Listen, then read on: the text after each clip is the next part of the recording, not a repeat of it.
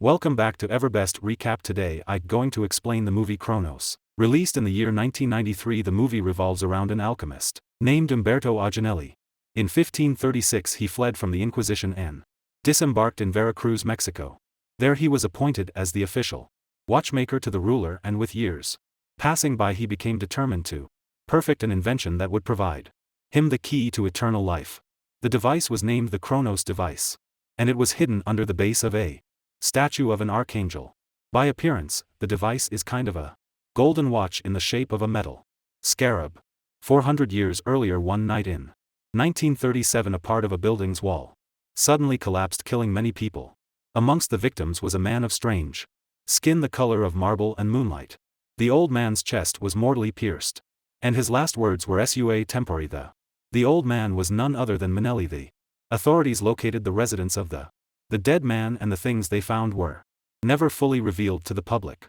After a brief investigation of the mansion and its contents were sold in public auction. However, the Cronos device was never mentioned on any list or inventory. As far as anyone knew, it never existed.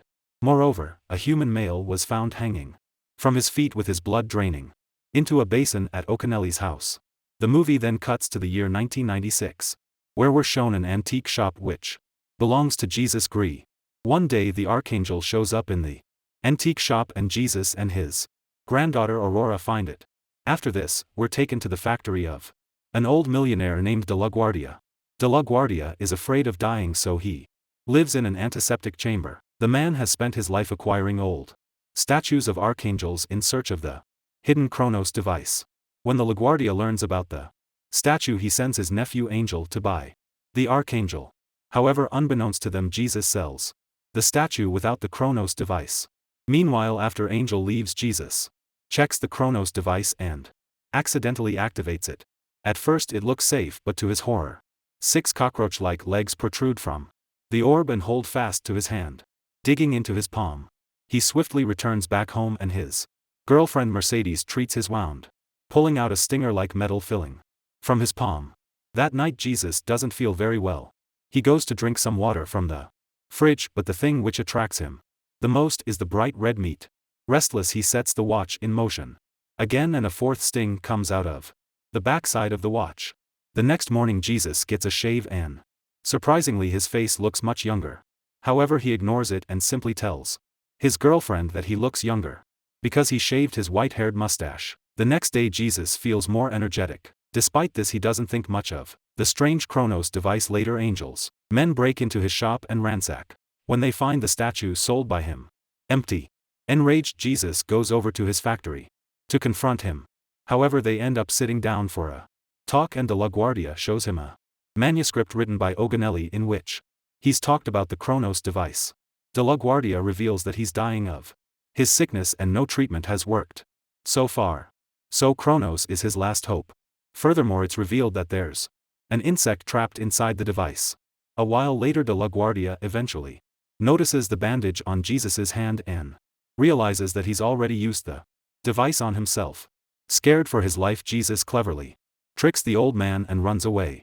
Sadly, when he returns home, he finds the Cronos device missing. He suspects Aurora of taking it and rushes to the rooftop to find her. There he learns that the little girl had picked up the Cronos simply to play with it. Surprisingly, Aurora gets frightened by her grandfather's new appearance, but Jesus quickly calms her down and takes the Cronos back from inside her teddy bear. Following this, he uses the device again. This time to his chest. He is still guessing about the nature of the Cronos, but feels like it's doing him good. Over the course of the next few days he continues to use the device, and it makes him more and more energetic, which does wonders for his married life. One day Mercedes insists on going with him to the New Year's Eve party. Jesus agrees, and Mercedes wonders how anyone can change so fast in such a short period of time. Later the duo dance romantically at the party. However, Aurora, who's also with them, remains isolated. At the same New Year's Eve party, a man gets hurt and starts bleeding profusely. Surprisingly, Jesus can't refrain from following the man to the gents' toilet and making small talk. He also cannot stop himself from staring at the spilled blood. Here we get to know that the device makes a person thirsty for blood, much like a vampire. As a result, Jesus gets down on the floor to lick the blood. Stain. Just then Angel arrives there and knocks him out with a kick. Later Jesus wakes up in Angel's car, where the latter beats him up and orders him to hand over the device.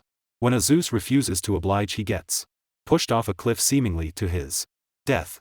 The next day Mercedes is heartbroken by Jesus's death, but she nevertheless arranges a funeral. When De La Guardia learns of the news, he loses his cool and punishes Angel with his stick until he starts bleeding from his nose. After a good beat down, De La Guardia sends his nephew to Jesus's funeral to make sure that he's really died.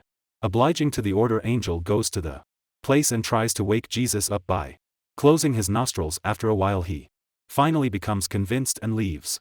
Later a funeral technician named Tito prepares the crematorium to burn the coffin, but there are problems with the gas and the piping, as all the tubes and pipes are really old and they would need maintenance. As a result, he's forced to leave the room to solve the problem. Just then Jesus comes back to life and escapes from the place. Meanwhile, the crematorium worker burns the coffin, oblivious to the fact that it's empty. Elsewhere, Jesus realizes that the Chronos device confers immortality, however his flesh also starts peeling off, exposing a strange layer of skin the color of marble in moonlight. In the next scene, on a freezing night, Jesus walks dazed, confused, and with a gray, wounded face. He stops by a rubbish bin and he sees his own printed obituary. Devastated, he tries to phone Mercedes, but the latter thinks it's a prank and hangs up. Later he finally reaches home to see it decorated with Christmas lights. There he's welcomed by Aurora, who innocently asks him where he was. By this point Jesus feels very weak and tired, so he uses the Chronos on himself once again. Though he becomes energetic, he also learns of a deadly side effect with continuous usage of the device. Daylight has now become fatal to Jesus.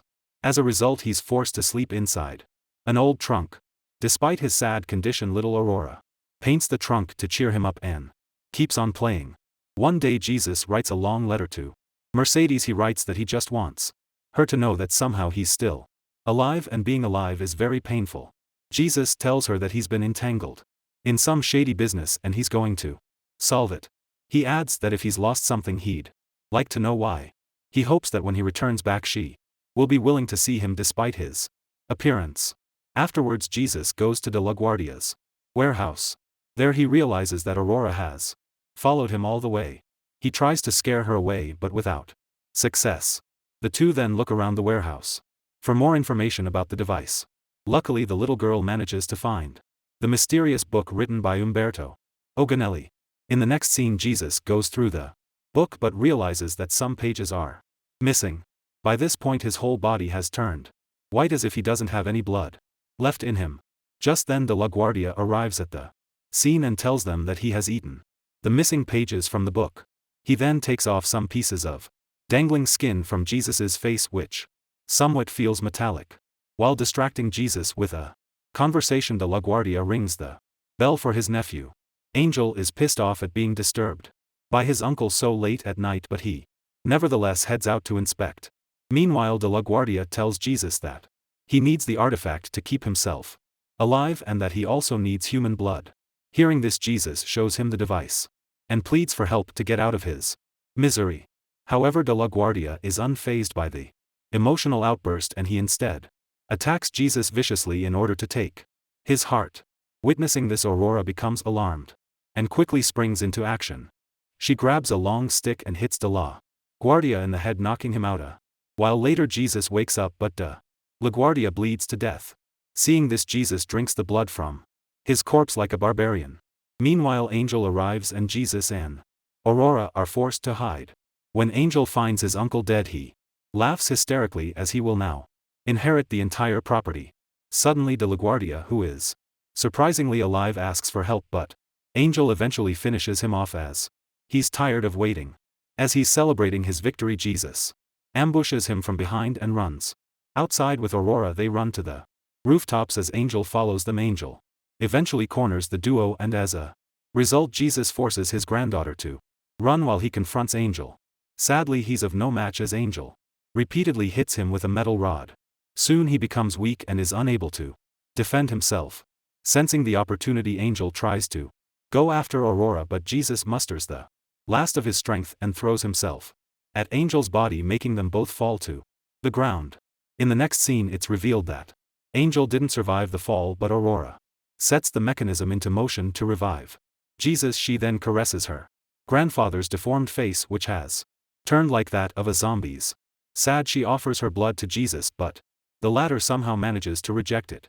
With supreme effort, he then removes the Kronos from his chest and uses a stone to break it into pieces. The movie ends as Jesus returns back to his old trunk with Mercedes and Aurora caring for him. He waits for the day his immortality will end so that he can end his misery once and for all. That was all from the video. I hope you liked it.